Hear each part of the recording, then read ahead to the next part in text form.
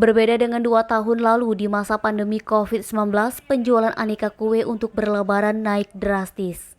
Pedagang kue mengaku dagangan mereka laku keras mendekati Hari Raya Idul Fitri 1443 Hijriah.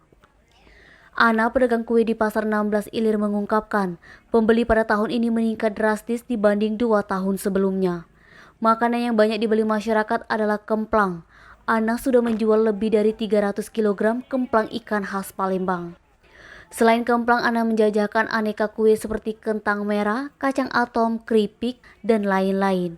Harga yang dibanderol Ana mulai dari 50.000 hingga 60.000 per kilogram. Ana sudah berjualan sejak memasuki minggu ketiga Ramadan. Pedagang lainnya, Safril, mengatakan dirinya sengaja menjual kue khas Lebaran dengan cara dibungkus kecil-kecil, serta dibanderol dengan harga 10.000 per bungkus. Nabah, Sumeko TV melaporkan.